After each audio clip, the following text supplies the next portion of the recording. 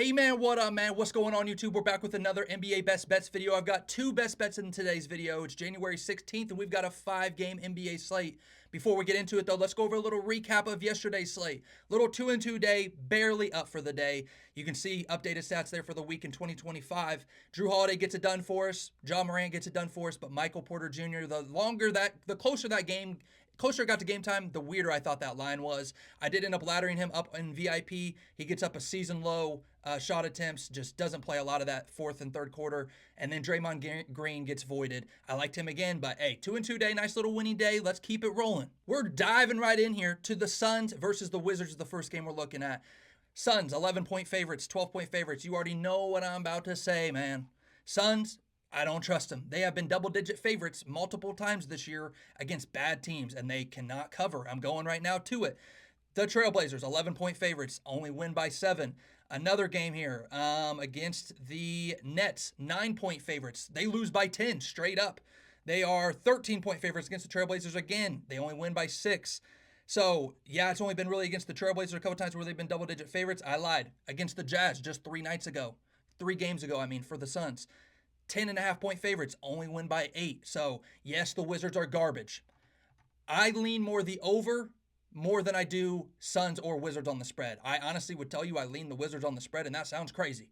But I lean more the over. The times that the Wizards don't really hit overs as a team or like in the game for the Wizards games is usually because the other team scores 125, and then the Wizards go out there and they score 105. So if you think the Suns do cover, honestly, I would rather probably rock their team total over, because I think KD and Devin Booker could have good games here. Player prop wise, I just kind of gave it away to you. I'm not big on this game. I honestly lean more the Wizards. So that would have me kind of looking at some more Wizards props. Now, the only Wizards prop I'm even going to point out, and I hate that I'm saying it out loud, is Jordan Poole over points. Decent spot there for what the Suns defense is good and what they're bad at. Pick and roll ball handlers, transition. Jordan Poole, not bad. At home, if you're looking at Jordan Poole's home game log, last 10 games, a lot of those games getting up 10-plus shot attempts. A lot of those games getting up 10-plus three-point attempts, So, it's Jordan Poole, man. He's too inconsistent, and this game could be a blowout. So, I don't like a lot of Suns props because of a blowout potential. I honestly just would lean the over, barely lean the Wizards, and that's kind of how I'm feeling about that game. I'm not really liking that game today. And you're going to tell that about a lot of games today because it's only 5-game slate, not a huge slate. But let's bump over to the next game. Pacers at the Pistons here. Pacers at the Pistons. Pacers underdogs here. Now, it looks like they may be without Tyrese Halliburton again. You may have to wait for some injury news here. He is questionable at the time that I'm making this video. I'm going to point out the same guys I did last time. Tyrese Halliburton just sat out last game. I pointed out Andrew Nembhard is going to take a step up in assists. Andrew Nembhard hit his assist line last game without Tyrese Halliburton. Same thing with Pascal Siakam. Pascal Siakam, when Tyrese Halliburton is out, he has had 4 or more assists in every single game with the Pacers when Halliburton is out. Today, Pascal Siakam's line's like 2.5, really juicy, but I'm sure you can get it at plus 3.5 at probably plus odds again or pretty close to it. So I lean that over. I lean Andrew Nembhard assists or rebounds over if Halliburton sits, but honestly, I like Siakam more than Nembhard today if Halliburton sits. Those are really the only guys that caught my eye besides Miles Turner, last Pacers player I'm going to point out here. His point line's pretty low, 14.5. He could crush that. Now, I'm going off past game logs here versus the Pistons and versus Jalen Duren for Miles Turner, plus centers that have faced Jalen Duren and the Pistons. A lot of those guys, Miles Turner versus Jalen Duren, has hit his rebounds a lot. Assists, so-so, but opposing centers versus Jalen Duren and the Pistons have been crushing 2+ assists. And today, Miles Turner assists 1.5. Now, I just told you I like Pascal Siakam a little over on assists, Andrew Nembhard a little over on assists if Halliburton's out, and Miles Turner even a little over on assists. Pick which one you like. I would not throw them in a parlay because I kind of like all of them there. Maybe you like Miles Turner over RA, and then you like Pascal over assists. Maybe you could take 2 of 3 there, but really I would only try to pick one there. But Miles Turner RA, I lean over there. I lean his full RA over Pascal assists. Nembhard RA if Halliburton's out. And then for the Pistons, only 2 guys I really care for in this matchup. Jalen Duren, he has crushed versus Miles Turner in the past. Double-double machine versus Miles Turner in the past. And Pacers aren't the greatest at guarding that rim area. So Jalen Duren could feast today, but we also know Jalen Duren could go out there and get in foul trouble. Played 18 minutes. He could also go out there and get up 4 shot attempts for the whole game. So Very risky play. If you like Jalen Duren, please do not put him in a parlay because that is going to sell you if he goes out there and gets in foul trouble real quick, which he easily could. Cade Cunningham, I always tell you guys, or if you've been in the TikTok lives or on the YouTube videos so far, high usage players versus the Pacers always smack. So what I mean by that, points, assists, points plus assists, that's where my head's already at here because I know high usage players crush versus the Pacers here. Cade Cunningham, high usage. He has games getting up 20 plus shot attempts. He could crush his points line out of the water. He could also go out there and give you 13 points, 22 points, which is what he's done 2 of the last 4 games. Assists here, honestly, I like Cade Cunningham over RA more than everything together, but still I think his lines are pretty high, man. His lines are pretty high. I think for me, I would be more leaning the Pistons. I think I actually like Jalen Duren a little bit more than Cade, but still it's Cade, man. He's been balling, but I just pointed it out. 1 game scored less than 20 points. So if you're taking his PRA, he could sell you just off of having a bad shooting night, or maybe goes out there and only scores 17 points. So in that game, I do lean the Pistons. If the Pacers were at home, maybe I'd be leaning the Pacers there, but I do lean the Pistons. And some of those props aren't bad. Some of those Pacers props I really don't mind. Just got to wait for some injury news for Halliburton. So moving on to the third game. This game does involve my first best bet, and it is in the Cavs-Thunder game. This is the first best bet. I have 2 best bets today because it's not a huge NBA slate. I do have some more plays in the VIP, but let's get into this game here. Cavs at the Thunder. I don't know about you. I don't care if Isaiah Hartenstein is out. Isaiah Hartenstein is out for the Thunder. I don't care if he's out or not. I kind of like the Thunder here. Their offensive rating, defensive rating, if you are looking here, last 10 games, Cavs defensive rating over their last 7 8 away games, they rank 16th in defensive rating on the road in the last 7 or so games. Thunder, they're second best at home, man. They are very, very good at home. They are one of the best defensive teams at home.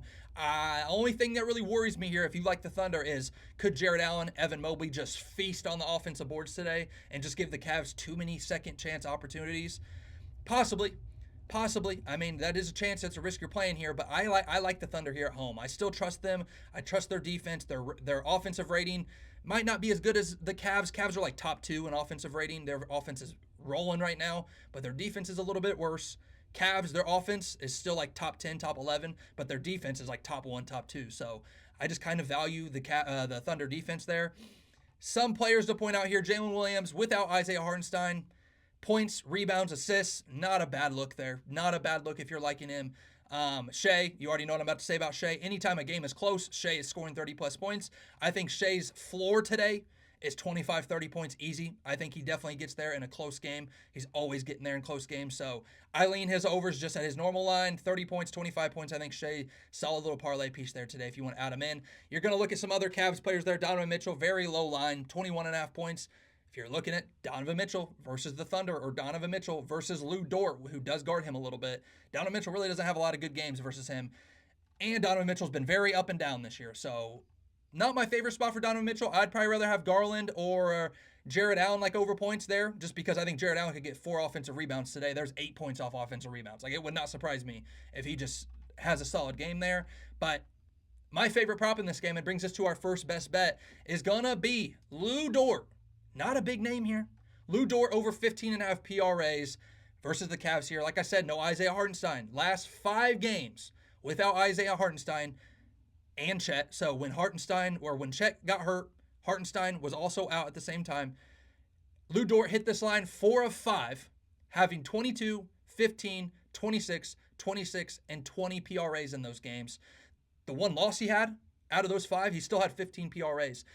This game should be close, right? This game's a close spread, almost a pick 'em here. I do like the Thunder here, but this game is a close spread. In games within 12 points at home, so in a Thunder game, that when they played at home and the game is finished within 12 points, Dort has hit this line 5 of 7.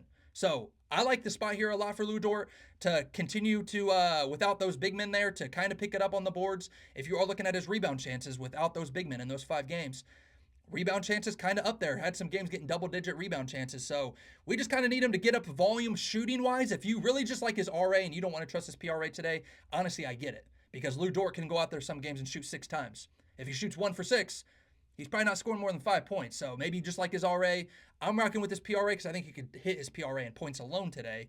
So Lou Dort over 15.5 PRAs. I would feel comfortable even laddering it up a little bit if you like it there. We got 2 more games to go over, man, between the Clippers and the Trailblazers. Clippers decent road favorites here, about 6-7 points.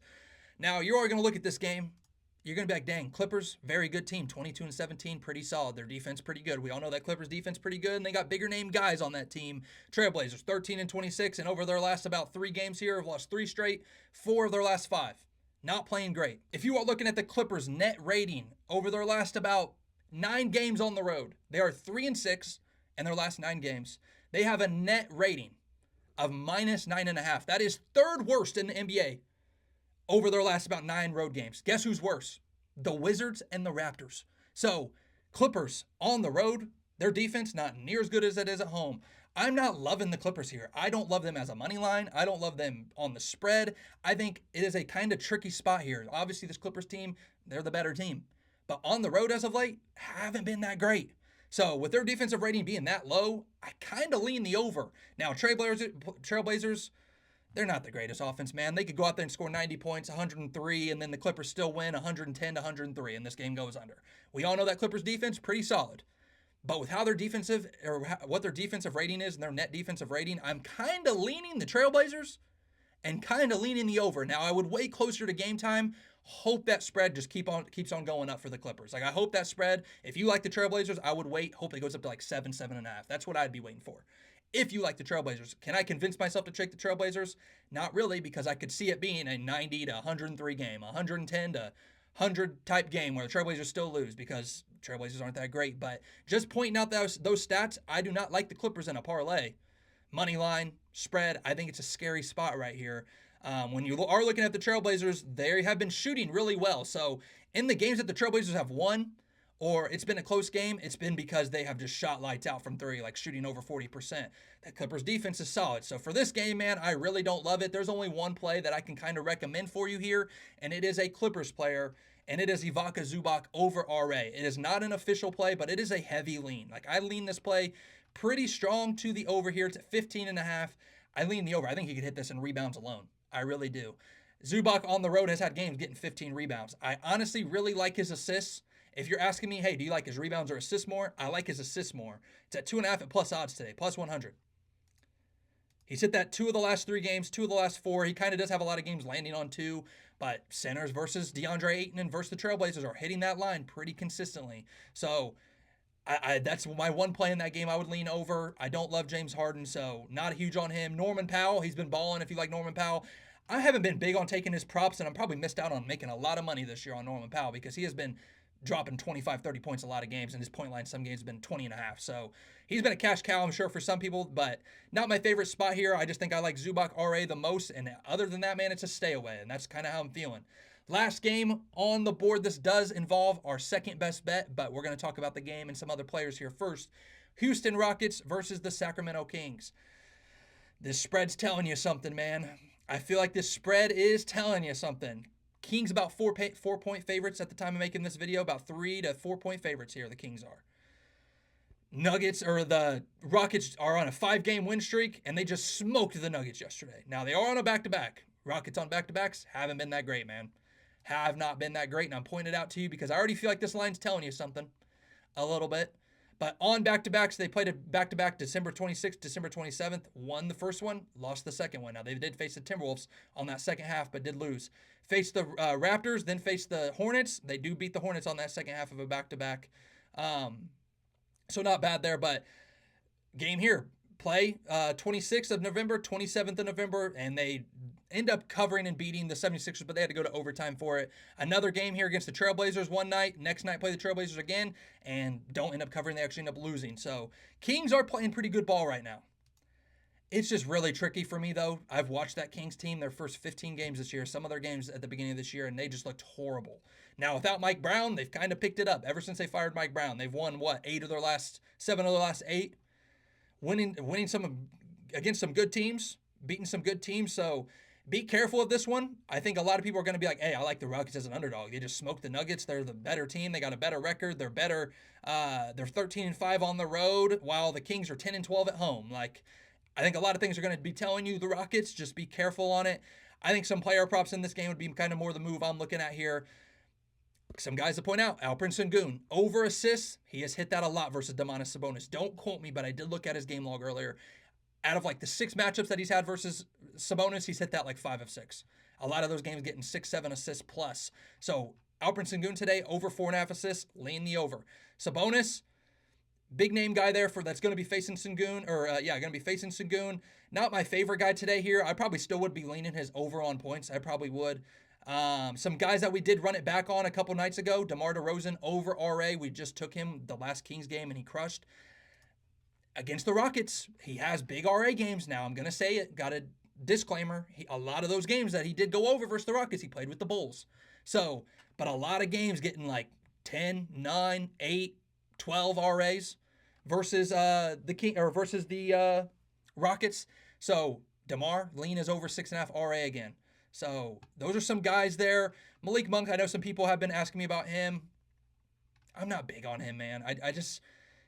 Another guy that is very, very streaky, and you're going to hear me say that about a lot of guys that maybe I don't mind the spot, but they're just very streaky.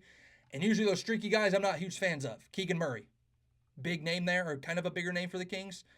Very streaky. At home, usually I like his points prop at home, a little bit more overs, but he's very streaky this year. The DeMar DeRozan factor joining the Kings has kind of thrown off how I feel about props besides about Domantas Sabonis and De'Aaron Fox, who is going to be our second best bet.